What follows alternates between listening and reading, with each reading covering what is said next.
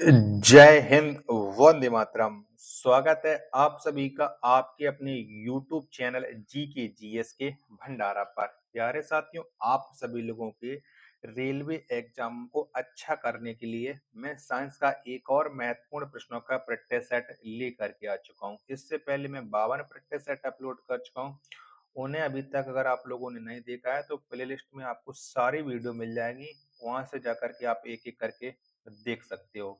अगर आपको ये वीडियो पसंद आए तो वीडियो को आप एक बार लाइक कर देना।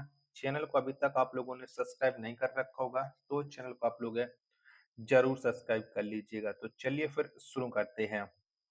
तो पहला प्रश्न आ जाता है कि पृथ्वी के ध्रुव की ओर वस्तु का भार बताओ कैसा होता है। तो पृथ्वी के ध्रुव की ओर वस्तु का भार बढ़ जाता है। एक का ए ऑप्शन करेक्ट आंसर हो जाएगा। दूसरा प्रश्न है आपके सामने कि निमोनिया रोग से प्रभावित होने वाला शरीर का भाग है। तो कौन सा भाग है निमोनिया रोग से प्रभावित होता है।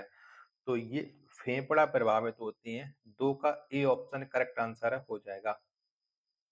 तीसरा प्रश्न है आपके सामने कि शुष्क बर्फ है। बताओ कैसा है शुष्क बर्फ। तो यह है ठोर कार्बन डाइऑक्साइड है शुष्क बर्फ।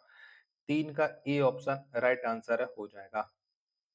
चौथा प्रश्न है आपके सामने कि दूध से क्रीम कौन से बल के कारण अलग होता है। तो कौन से बल की वजह से दूध से क्रीम अलग हो जाती है। तो ये सेंट्रीफ्यूगल फोर्स की वजह से अलग होती है। चार का सी ऑप्शन राइट आंसर हो जाएगा। पांचवा प्रश्न है आपके सामने कि डूबते सूरज का रंग लाल होता है।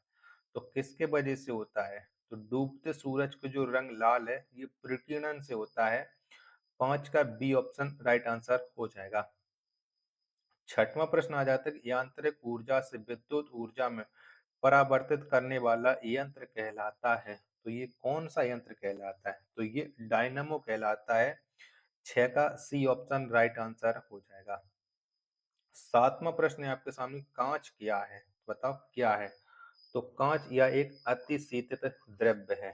यानी सात का सी ऑप्शन राइट आंसर हो जाएगा। आठवां प्रश्न है आपके सामने कि श्वेत फास्फोरस किस में डुबो कर रखा जाता है।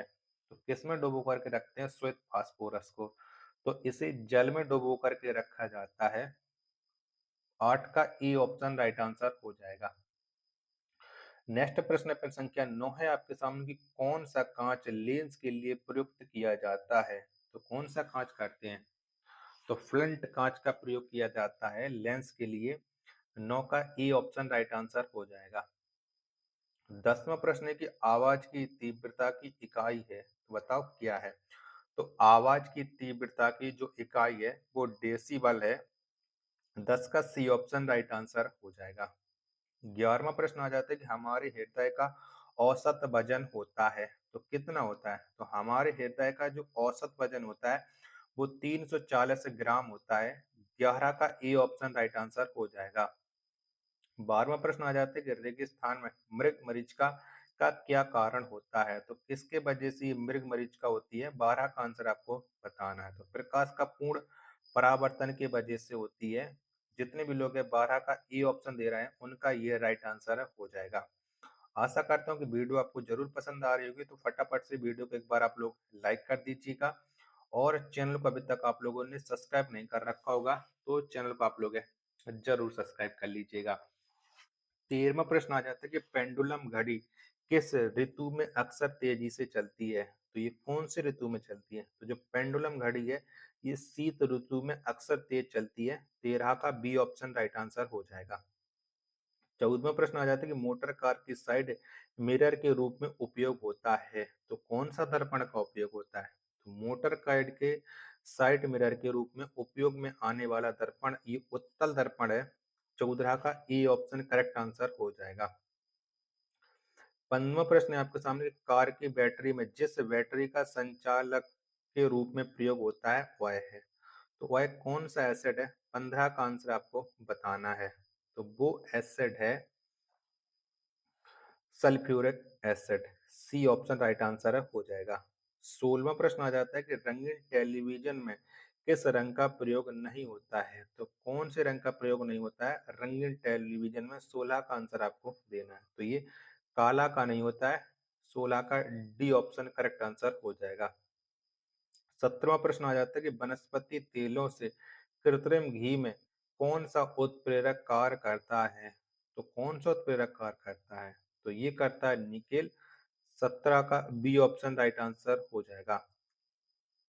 18वां प्रश्न है आपके सामने कि मानव शरीर में लाल रक्त कण का निर्माण कहाँ होता है? तो कहाँ पर होता है? तो मानव शरीर में लाल रक्त कण का जो निर्माण है वो अस्थि मज्जा में होता है, यानी 18 का बी ऑप्शन राइट आंसर हो जाएगा। 19वां प्रश्न है आपके सामने कि लाल रुधिर कणिकाओं का उत्पादन निम्नलिखित में से किसके द्वारा होता है? तो ये किसके द्वारा होता है? तो ये अस्थि मज्जा के द्वारा होता है, यानी 19 का सी ऑप्शन देने वाले सभी लोगों का राइट आंसर हो जाएगा। 20वां प्रश्न है आपके सामने कि उच्च उत्तांश पर मानव शरीर में आरबीसी, तो बताओ क्या हो जाएगा? तो आरबीसी का जो आकार है, आरबीसी की संख्या बढ़ेगी, यानी 20 का सी ऑप्शन राइट आंसर हो जाएगा। 21वां प्रश्न है कि सफेद रक्त कण का मुख्य कार्य है, तो क्या होता है डब्ल्यूबीसी का कार्य? तो डब्ल्यूबीसी का जो कार्य है वो रोग प्रतिरोधक क्षमता धारण करना है। 21 का सी ऑप्शन राइट आंसर हो जाएगा। 22वां प्रश्न है आपके सामने कि जब कोई बाहरी पदार्थ मानव रुधिर प्रणाली में प्रविष्ट करता है तो प्रतिक्रिया कौन प्रारंभ करता है? तो कौन प्रतिक्रिया प्रारंभ करता है ये आपको बताना है। ऑप्शन आप लोग है देख लीजिएगा। तो ये प्रारंभ करता है WBC, B option right answer हो जाएगा। 23वां प्रश्न है आपके सामने कौन सा रक्त समूह सर्वग्राही है? तो कौन सा है? तो सर्वग्राही जो रक्त समूह है वो ए बी है। 23 का डी ऑप्शन करेक्ट आंसर हो जाएगा। 24वां प्रश्न है कि निम्न रक्त वर्ग सार्वत्रिक दाता है, तो कौन सा है सार्वत्रिक दाता? तो सार्वत्रिक दाता है ओ। 24 का बी ऑप्शन राइट आंसर हो जाएगा। 25वां प्रश्न आ जाता है कि यदि किसी पुरुष का रक्त वर्ग ए बी हो तथा महिला का रक्त वर्ग बी हो तो उसकी संतानों में निम्नलिखित में से कौन सा रक्त वर्ग उपस्थित नहीं हो सकता है? तो संतानों में कौन सा नहीं मिल सकता है? तो ओ नहीं मिल सकता है। डी ऑप्शन राइट आंसर हो जाएगा। 26वां प्रश्न है आपके सामने कि यदि पिता का रक्त वर्ग ए है और माता का रक्त वर्ग ओ हो तो बताइए कि उसके पुत्र का कौन सा रक्त वर्ग हो सकता है? तो कौन सा हो सकता है लड़के का? तो ओ हो जाएगा। सी ऑप्शन राइट आंसर हो जाएगा। 27वां प्रश्न कि रुधिर वर्ग बी वाला व्यक्ति निरापद कौन से रुधिर वर्ग के व्यक्तियों को रक्तदान दे सकता है? तो ये कौन को दे सकता है? तो ये दे सकता है बी तथा ए बी को। 27 का डी ऑप्शन राइट आंसर हो जाएगा। 28वां प्रश्न है आपके सामने कि सेरेब्रम किससे संबंधित है? तो सेरेब्रम का संबंध किससे है? तो इसका संबंध है मस्तिष्क से। 28 का सी ऑप्शन राइट आंसर हो जाएगा। 29वां प्रश्न है कि मस्तिष्क के मनुष्य के मस्तिष्क का सबसे बड़ा भाग है, तो कौन सा है? तो मनुष्य के मस्तिष्क का जो सबसे बड़ा भाग है वो प्रमस्तिष्क है। 29 का सी ऑप्शन राइट आंसर हो जाएगा। अगला प्रश्न है प्रश्न संख्या 30 है आपके सामने कि मानव शरीर की किन कोशिकाओं में सबसे कम पुनर्योजन शक्ति होती है? तो कौन सी कोशिकाओं में होती है? 30 का आंसर तो ये मस्तिष्क कोशिकाएं हैं। ए ऑप्शन राइट आंसर हो जाएगा। 31वां प्रश्न है आपके सामने कि मनुष्य में मेरुदंड से कितनी जोड़ी तंत्रिका निकलती हैं? तो कितनी जोड़ी निकलती हैं? तो 31 जोड़ी निकलती हैं। 31 का सी ऑप्शन राइट आंसर हो जाएगा। 32वां प्रश्न है आपके सामने कि प्रतिवर्ती क्रियाओं का नियंत्रण केंद्र कहाँ पर है? तो कहाँ पर है? तो प्रतिवर्ती क्रियाओं का जो नियंत्रण केंद्र है वो कशेरुकी रज्जु में है। 32 का सी ऑप्शन राइट आंसर हो जाएगा। आशा करता हूँ आपको ये वीडियो पसंद आई होगी। तो वीडियो को आप एक बार लाइक कर देना। चैनल को अभी तक आप लोगों ने सब्सक्राइब नहीं कर रखा होगा तो चैनल को आप लोग जरूर सब्सक्राइब कर लेना।